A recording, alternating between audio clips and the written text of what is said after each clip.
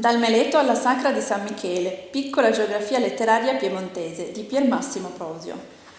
Oropa.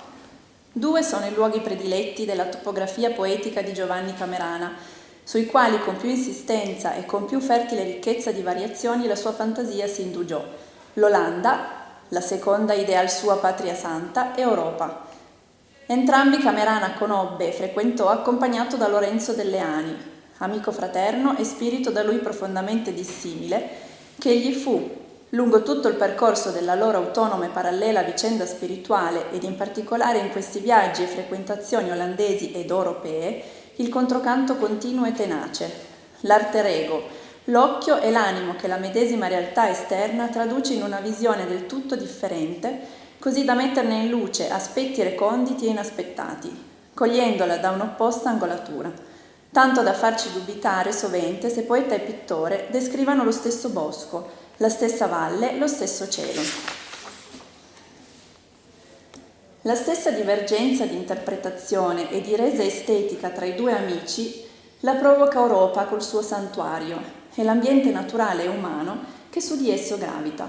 Qui, anzi in maniera ancor più solare, sia per il frequente ricorrere del tema nella loro opera, sia per la densità e molteplicità di significati che Oropa viene ad assumere per l'uno e per l'altro. Camerana, si direbbe, è spinto dal profondo verso Oropa, che non era la sua terra di origine, da una forse non del tutto conscia affinità paesistica, dalla propensione, cioè, a riscontrare in un paesaggio reale il paesaggio prealpino che egli aveva imparato a conoscere e ad amare e a far suo attraverso i quadri di Antonio Fontanesi.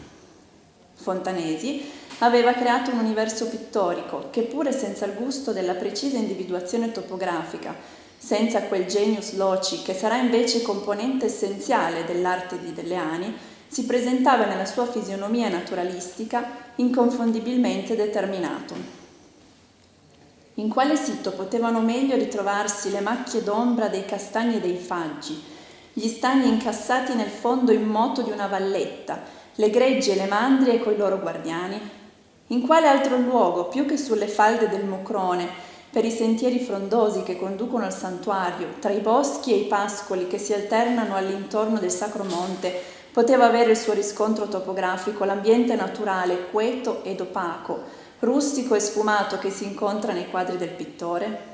E così Camerana trova e riconosce ad Oropa quel suo paesaggio dell'anima che i quadri di Fontanesi gli avevano svelato. E sarei tentato di dire che, salve poche eccezioni, tutta la sua lirica paesistica sembra serbare un riflesso, portare un'impronta dei dintorni di Oropa. Tra le rare eccezioni ricorderò certe fantasie di nevi e di ghiacci e all'opposto, diciamo così, stagionale e meteorologico, alcune allucinanti e affocate vedute estive. Ma nell'uno e nell'altro caso il dato realistico si viene dissolvendo in un irreale, quasi astratto effetto di luce, in un sovrapporsi ossessivo di bianco su bianco senza quasi più traccia del paesaggio originario.